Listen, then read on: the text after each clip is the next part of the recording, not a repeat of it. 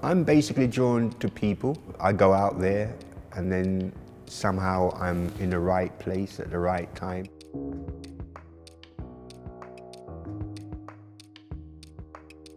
My first encounter with photography was at the age of 9. I was a choir boy, and the vicar was a man called Donald Patterson, a very eccentric man. And one of the things he did was create a photographic club.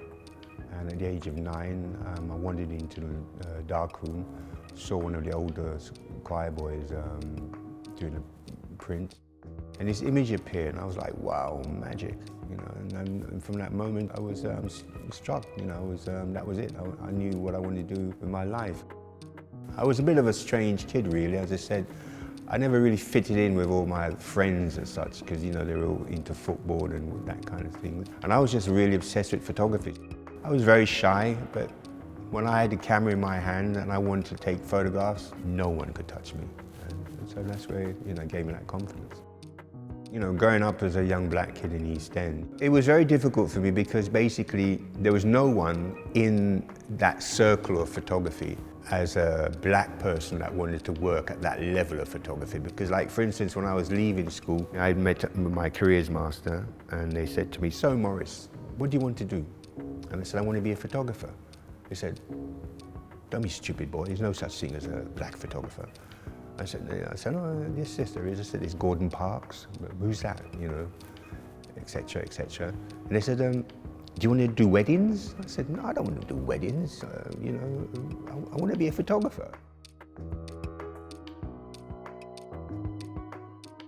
The Bob Marley side of thing now was a beautiful accident, because basically, as well as photography, I was very much into music. I was reading lots of music papers, such as NME, Jamaica.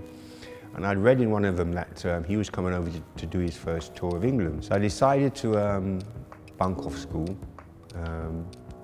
went down to the speakeasy, like 10, 11 o'clock in the morning, just waited and waited, eventually turned up with the rest of the Wailers, and I walked up and said, "Can I take a picture?" They said, "Yeah, man, come in."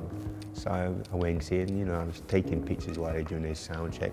And he was asking me what it was like to be a young black kid in England, and I was asking him what Jamaica was like, because I was actually born in Jamaica, but left at a very young age. I had no real memories of Jamaica. And he really took to me and was fascinated by me. So he told me about the tour and asked me if I'd like to come along. So I said, yeah. There's a very famous image, which has become very iconic, where he's on the front row seat and I'm behind. He turns around and he says, "You ready, Dennis?" I went, yeah. And the adventure had begun there. I was taken on a Leica, and that's actually the 3 frames. Because Bob said to me, "Let me show you how to smoke a spliff, Dennis." And so, well, there was never a 4th frame because I was gone by then.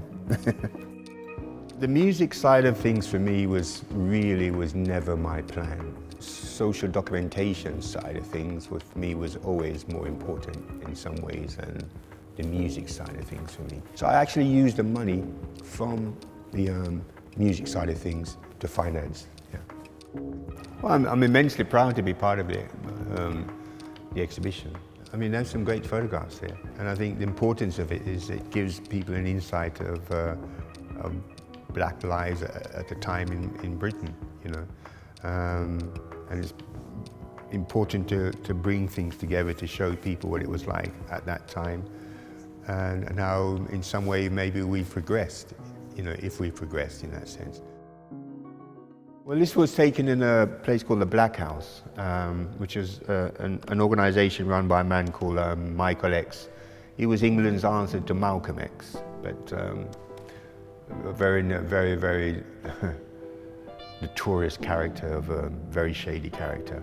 But the cause of it was good. It was like a place that existed, which, you know, at the time it had a black library, it had rooms where young homeless kids could stay, and you know, they could get food. It was a really worthy cause, but the place was constantly being raided by the police because there were guns on the premises, drugs on the premises, all kinds of things. And this was just literally passing by in the building along one of the rooms in a corridor, and just came across this kid.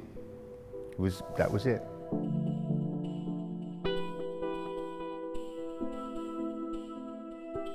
End of the day, the obstacles are there.